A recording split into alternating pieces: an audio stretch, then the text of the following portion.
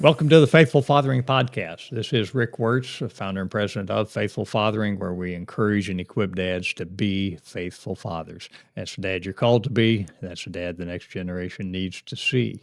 It's actually reflecting the triune nature of God by prioritizing physical presence, being engaged emotionally, and leading spiritually by example.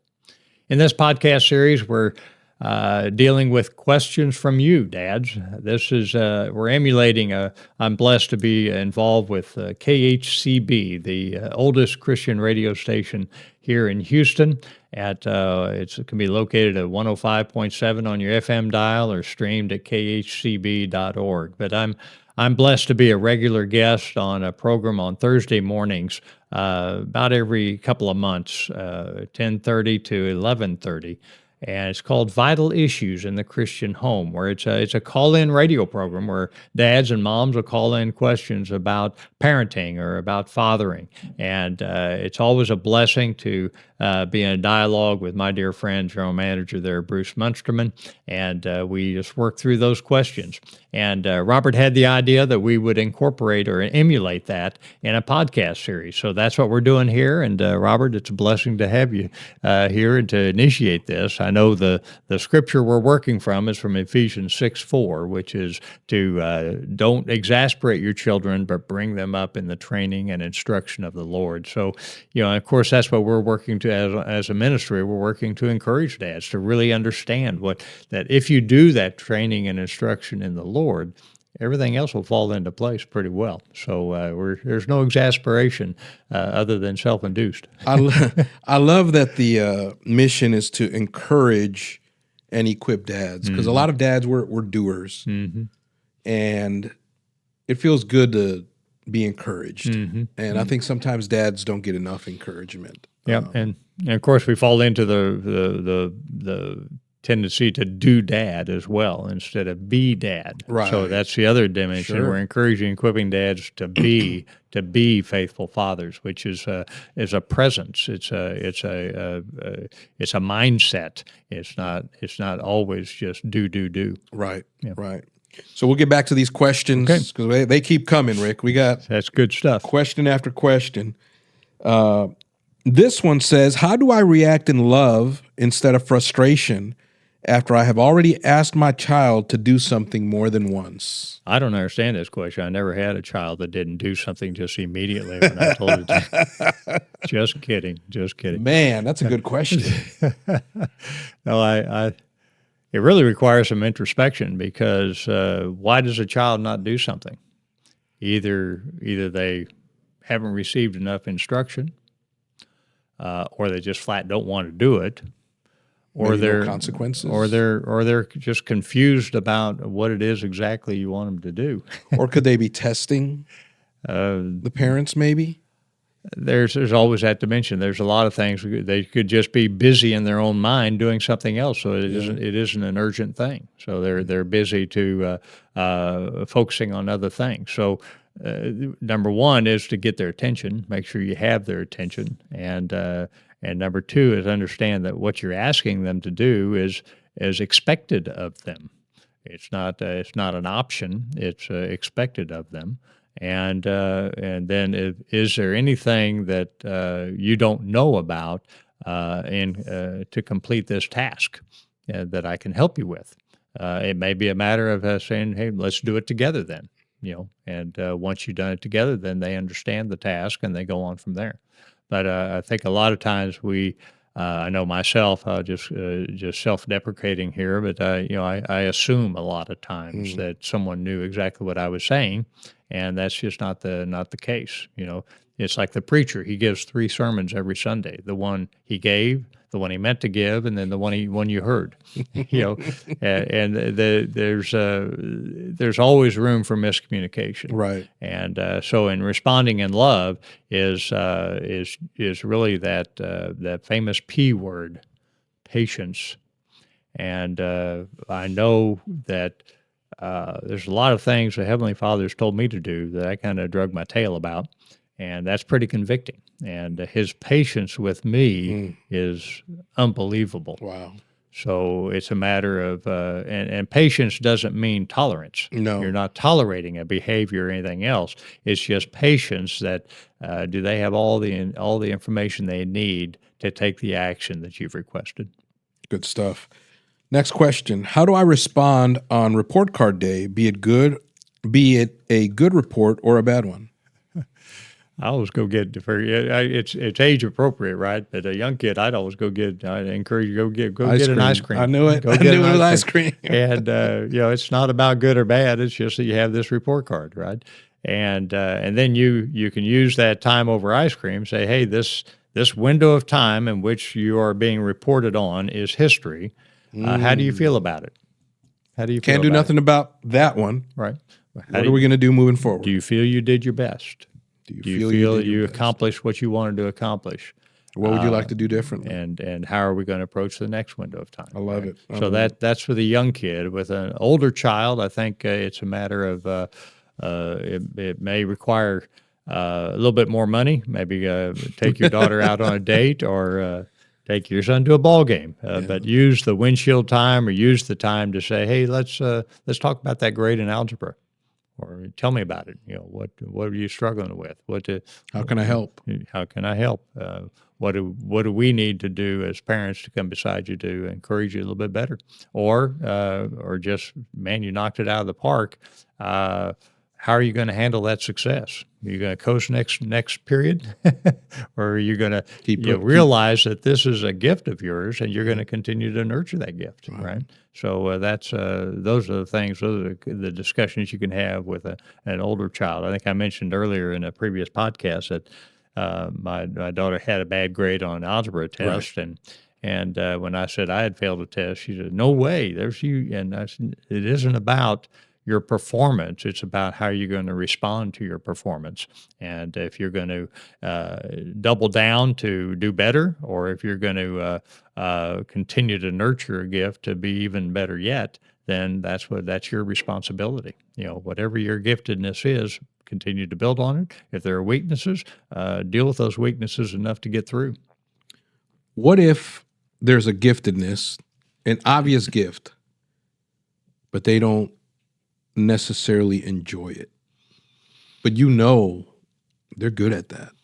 Well, there's the P word there. You never know when it's going to click for a child, right? And if there's a giftedness, then you might present some opportunities to continue to keep that percolating. Keep that giftedness going. But if they have a bent or they have something else distracting them to go a different way, allow that to happen. Because if you try to push this window, a lot of times in rebellion, they just go the other way and they never will get in sync with it, right? So I think it's the patience piece there is a big deal. Just always remind them, man, you are really good at this, Right? And I'm real proud of you on that. And you're good over here too, but there's just something special about the way you approach this, Good stuff. What do I do when my child picks the wrong friends? How do you classify wrong? I would think bad influences. Okay. From whose perspective? From parents. Okay. That's how I'm reading it. And one thing and I can't remember where I got this from. It could have been from one of your podcasts or somewhere else, but I remember hearing that you can't necessarily control your child's friends or who they pick as friends, but you can, up to a certain age, control their environment and what kind of friends will be in that environment. Right. I think, again, you go back to this teacher season, coach season. Teacher season is the first 10 years of a child's life, roughly. And then the coach season is the second 10 years. So we're really talking about that second 10 years because you have complete control over the first 10. Right. So I think it's important to be engaged in understanding who your child's friends are. I think it's helpful if you can be engaged to the point to where you really help them see that these kids don't complement who they are, right? And that's what you always want to do. You're not always meant to be the saving grace in a child. I think about the lost puppy syndrome. That sometimes kids just are attracted to kids that need something, so they're always there as a supplying a need, a helper, or whatever. And that may or may not be a healthy situation. It may be a good situation. It depends on the specifics. But I think in general, you want to make sure that your child understands their goal is to find friends that complement them and strengthen them. You are who you hang out with a lot of times. So now, what I always say in the coach season is if you know that there are drugs or alcohol involved, you can call timeout as a coach to get them out of that situation. Right, you maybe even change schools. I mean, a drastic something drastic. Sure, you if you're engaged, you will know. You know what's going on. You'll know what's going on, and you make that move. But for the most part, during this coach season, you want to facilitate your child to come to that conclusion themselves. That it may be who they want to date, or what friends are going to go to a party with, or to a school event with, as group dating. So these are the things to be tuned in with. So wrong friends. It isn't always. Sometimes those lessons need to be learned. That the friend is going to hurt them. They realize. I know of in my own situation growing up, I had to come to that conclusion myself because Dad was not engaged, he was not involved. Right. But I very easily could have gotten off in the drug scene. But I had those boundaries already established as an athlete. I didn't want to put anything in my body that I didn't have. It wasn't gonna that I wouldn't have control over. Right. So I knew not to drink or do drugs, and that was those were boundaries I established early in my own life. But I think parents can facilitate those setting those boundaries and help a child come to that conclusion. But always be, I always say, dads have a gut feel, and we need to run the traps on those gut feels. We do need to lean on the secret weapon mom because she has that radar out there. That's she has a good feel for what's going on. But never assume the radar is all encompassing when your gut feel says there's a hole over here. So it's a two-part system. It's a two-part system that together, Dad needs to make sure that he doesn't. I'll always share this story with a group of dads that I ran into years ago.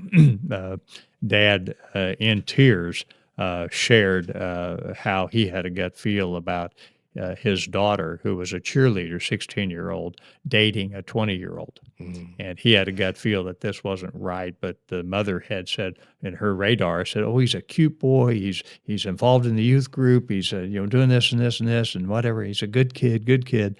Well, the daughter ended up getting date raped in the basement of that boy's home, the parents' home. And they didn't even tell the dad for over a month. Wow. And so he was in tears saying, "I had a gut feel and I didn't act on it." And so my call to you dads is you're given a gut feel. That doesn't mean you go barreling in and take a stand. I'm just saying be sure to run the traps to validate. Have that conversation. Have that real discussion with mom and with the child in that situation, so that you're the Lord's blessed us with that for a reason. Right. And that's why we are the protector by definition. Next question: how do I encourage my kids through adversity? How about through success? So adversity and success. Yeah, that I think success is harder than adversity. Adversity, a lot of times, we have to pick ourselves up. Right. If we didn't make the grade, didn't make the team, or whatever, we got to pick ourselves up and get going. But then the question is, how do you stay on top of your game? You think of the Tom Brady's out there, or the Patrick Mahomes. How they've had such success. How do you stay on top of your game to complement that success? So I think both dimensions are very important for dad to be engaged in to keep a child. A lot of times, if school is easy, they'll coast through school, and then they hit college, and all of a sudden, boom, they've got a hard time. And I think that's where we have to help them understand that their success, they've got some gifts that they have to take responsibility for to be even more successful on this front. And because it's all gift from God, are you going to take responsibility for those gifts to be the best you can be? How you steward them. And so that is not only the body blows and the failures in life, but it's also saying that I've got to up my game to make sure that I honor God, not only in humility, but also in taking responsibility to be even stronger in in this particular area. Good stuff. You touched on sports here. Sports and extracurricular activities for kids today can be overwhelming. With all that is going on, how are we to stay connected as a family and with our church? Well, that's such a powerful question because I I remember through COVID. I wish I didn't ever have to say that word again, but I had dads calling me saying, "Man, it's like God gave us a big time out, and the kids don't have any activities. We're eating dinner together every night. That's my new paradigm and how we're going to run our family." And then, of course, 2 years out, they're calling saying, both my bride and I work outside the home. The kids have 18,000 activities going on. We haven't eaten together as a family in a month. So these are the things that we really have to think through hard. And I'm not against. I'm a big sports guy too. Our daughter is in shows all over the city, growing up in theater, and our son played 100+ ball games a year. But these are things parents need to pray through together and make sure they understand where they're going and what the purpose behind it is. Are they glorifying God, or are there other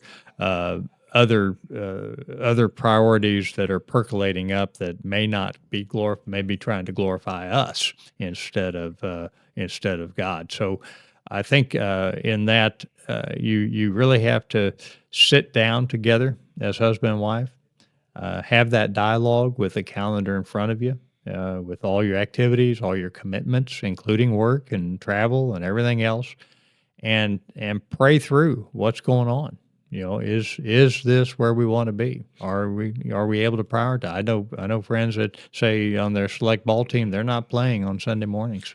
That's what I was gonna, and I'm not trying to toot my own horn because I fail a lot. But one thing that we had to do a couple of years ago is we were assigned to a basketball team. And it's not select, it's just city league, a small city league. But basketball is really important for my son. He really likes basketball. And we were assigned to a team that practiced on Wednesdays. And we're pretty involved in our church. We go Wednesdays and Sundays. And it's a difficult decision to say, hey, I'm going to reach out to the coordinator to see if they can switch us and put us on another team that doesn't practice on Wednesdays. But if they can't, we may not be able to either, if they're expecting us to be there every Wednesday, we may not be able to participate. Mm-hmm. And I was secretly hoping that they could switch us, obviously, because I want him to do what he enjoys. Mm-hmm. But my wife and I had to prioritize. That's where we get fed spiritually. That's where we serve. Right. Thankfully, they were able to switch us to a different team. Right. But it was not an easy conversation to have. It was not something that. But I think it shows what our priorities are as a family. And that's you did exactly right. I mean, I always say mom and dad need to really sit down and have those discussions. They need to pray through that. They need to come up with a plan, and then run that plan by the kids, and just say, this is why we're doing it. What are your thoughts? And so there is a dialogue about that. Right.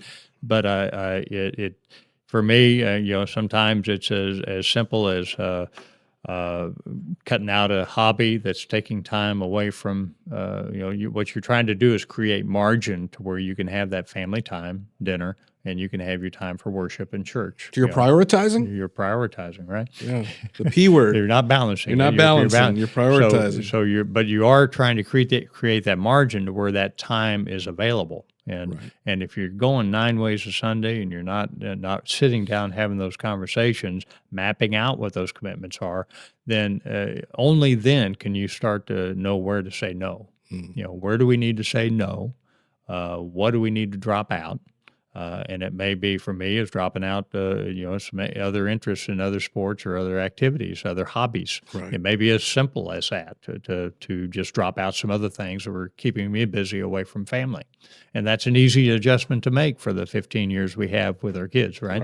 Right. The other is it may be as drastic as a job change or a career change. Mm. It may be, I know many guys have turned down promotions because they didn't want to disrupt their family with their kids at this age. And Right. I always applauded that because it was a selfless, Right. sacrificial move. Now, again, that's by no means is judging or criticizing anybody. We moved 9 times in our first 15 years of Wow. marriage. And so I'm not criticizing anyone that has a career goal and going up the ladder and enjoying the corporate world as long as it's complementary to the family. So it's just a matter. It's a very unique situation, but I just always encourage young couples in particular to sit down early and often to make sure their priorities are where they want them to be, and of course, praying it makes them sure their priorities complement what the Lord is up to in in the family they've been blessed with as well. Next question. Last question for this series is, what advice do you have on kids getting ready for college? Make sure they want to go to college. That mantra, everybody goes to college, has run its course, I hope, because there's a lot of silliness going on with debt and inappropriate degrees that don't provide for a solid career in any form or fashion. So, there are a lot of options. There can be the VOTEC route, there can be the military route, there can be the junior college or community college route, and then there can be the university route, Right. And they may all complement. They may, you can go in the military and then Right. go on into college if that's what you want to do. But the main thing is to make sure that they understand what they're trying to do and what they want to do. And if they're focused and they know exactly what they want to do, myself, I knew I wanted to be a mechanical engineer. And so I went the junior college route and then in the last 2 years, University of Kansas to wrap up my degree. And that I knew what I wanted to do. And so that allowed some clarity along the way. The others that don't have that clarity, I encourage junior college to get the basics out of the way. Make sure that in junior college you can make sure you have the study habits and the things you need to have before you go off to university To be successful, and to be successful in school. So I think to make sure your child is ready is to watch them and be very engaged through high school. Understand their work ethic, their study ethic. Are they mature enough to leave and go to a 4-year university right out of the box? And of course, there are always financial concerns along the way as well. Sure. So all of that has to be pulled together there, and making sure your child takes skin in the game, meaning that they're doing the essays, they're doing the applications, they're doing the things like that they need to do, or they can do some work, some internships, in high school or VOTEC or whatever to see, what is their bent? Is their bent more hands-on and practical work, or is it more academic? So it's a matter of praying through, and that's again laid out in the book Seasons of Fathering that we have available on our website to look at that stage of life as you're moving from coach to counselor. So you're facilitating them to make the decision, but you're making sure they're prepared. For, and they know whatever's around the corner. what's available. Right. Yeah. Right. You mentioned Seasons of Fathering, one of the many resources available on faithfulfathering.org. What else? How else can guys get plugged in with Faithful Fathering? Well, dads, if again, going to the website, faithfulfathering.org, you can call us at 281-491-3237. And it can be individually how you want to grow in your walk as a father. My prayer is that you have a church home and you want to bring this into your church. Please reach out to us and we'll help you understand and help facilitate that process to come speak at a breakfast or speak to your pastor or speak to a group of dads. Just meet with you either by Zoom or in person. I'm all have truck will travel, and Jason Hall is our operations manager. Either he or I can engage with you and come alongside in any way that's possible. But I do appreciate again the questions that you presented here. Hope they've been comprehensive and we've met you where you are.